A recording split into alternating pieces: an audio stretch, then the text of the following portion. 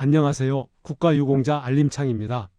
오늘은 국가유공자 유족분들이 많이 궁금해하시는 지원 내용을 전체 흐름으로 정리해 드리려고 합니다. 유족 지원은 자동으로 적용되는 부분이 많지 않아서 본인의 상황과 유공자 유형을 정확히 확인하는 것이 무엇보다 중요합니다. 특히 유공자의 종류, 유족과의 관계, 그리고 거주지역 조례에 따라 지원 범위가 크게 달라질 수 있습니다.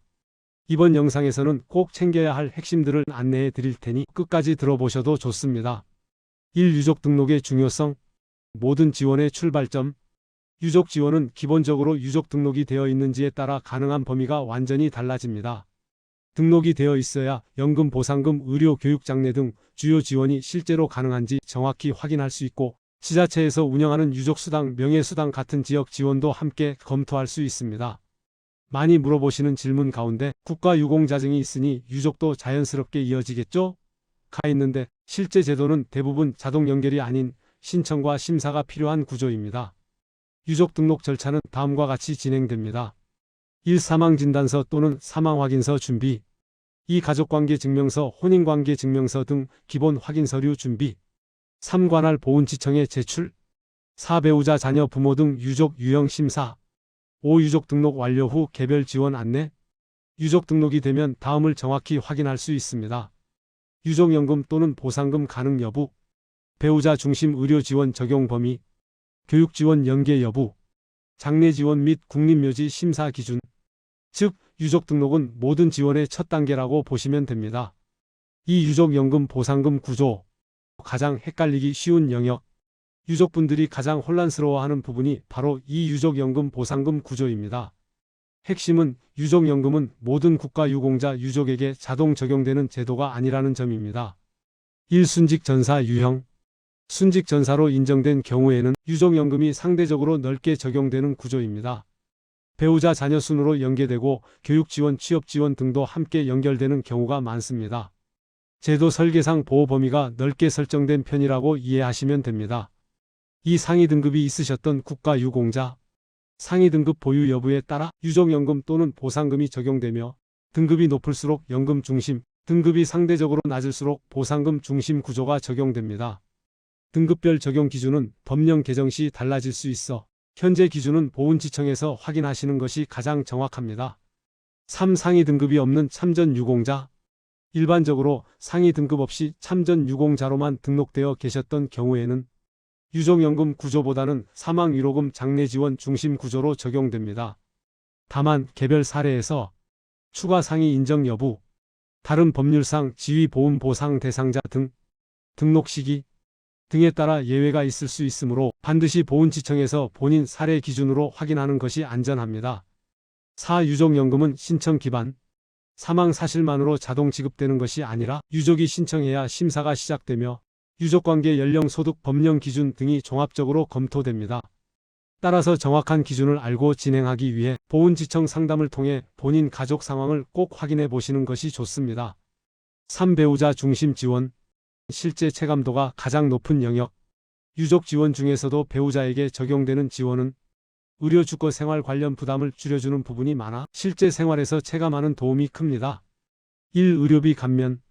국가유공자 본인이 돌아가신 뒤에도 일정 조건을 충족하면 배우자분은 보훈병원, 지정병원의 의료비 감면을 일부 적용받을 수 있습니다. 특히 보훈병원 이용 시 체감도가 큰 경우가 많습니다.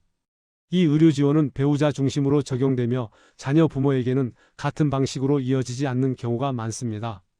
단, 자녀, 부모도 각각의 일반 의료 지원 제도는 따로 활용 가능.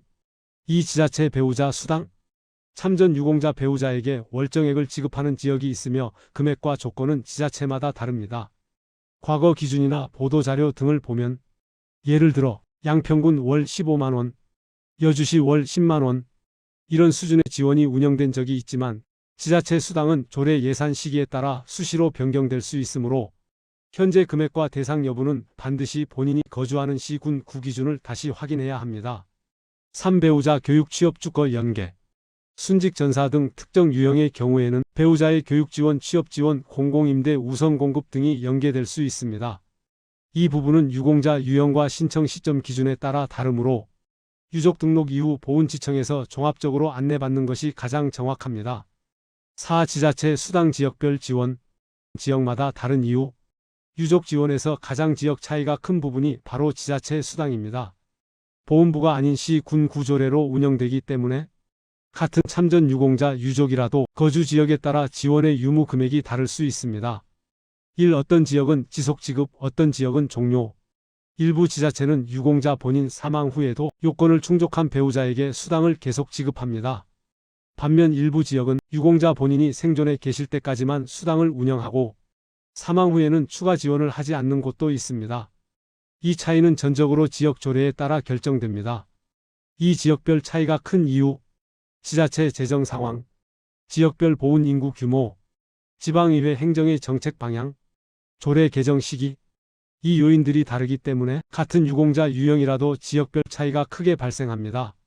3. 서울 경기 지방 흐름. 서울은 일부 자치구 중심, 경기에는 양평 여주시처럼 비교적 지원 수준이 높은 곳이 존재하고 지방은 지역마다 지원 여부가 다양하며 미운영 지역도 있는 편입니다. 4. 자주 나오는 오해. 참전명예수당은 전국 공통 아닌가요? 생존 시 공통 요소가 있으나 사망 후 유족에게 이어지는 지원은 지자체 조례에 따라 달라지는 부분이 많습니다. 따라서 유족분들은 전국 공통 기준보다는 내가 사는 지역 조례가 어떻게 되어 있는지를 우선 확인하시는 것이 가장 안전합니다. 5. 장례 지원 국립묘지. 미리 알면 혼선이 줄어듦. 장례 과정에서는 비용 절차 시간적 부담이 크기 때문에 어떤 지원이 가능한지 미리 알고 계시면 큰 도움이 됩니다. 1. 장례 지원금. 국가 유공자 사망 시 유공자 유형과 등록 형태에 따라 장례 지원금이 지급됩니다. 순직 전사 유형은 상대적으로 폭이 넓고 다른 유형은 금액과 구조가 다를 수 있습니다.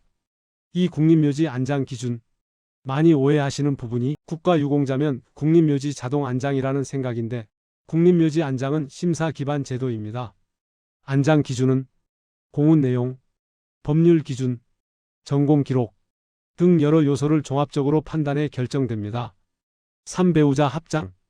배우자 합장 역시 자동이 아니며 유형과 당시의 법령 기준에 따라 가능 여부와 절차가 달라질 수 있습니다. 4. 국립묘지 대상이 아닐 때의 대안. 국립묘지 기준에 해당되지 않더라도 지자체 봉안시설 위패봉안 등 다른 대안이 있으므로 지자체와 보훈지청을 함께 확인하시는 것이 좋습니다. 핵심 한 줄 요약. 유족 지원은 단순히 자동으로 이어지는 구조가 아니기 때문에 유공자분께서 어떤 유형으로 등록되어 계셨는지 그리고 유족관계가 어떻게 인정되는지 확인해 보시는 과정이 정말 중요합니다. 또한 나라에서 정한 기본 제도와는 별개로 각 지자체마다 조례와 예산이 다르게 운영되기 때문에 거주 지역에 따라 실제로 받을 수 있는 지원이 달라질 수 있습니다. 오늘 영상이 도움이 되셨다면 구독과 좋아요 눌러주시면 큰 힘이 됩니다. 앞으로도 알기 쉽게 정리된 보훈 소식 전해드리겠습니다. 시청해 주셔서 감사합니다.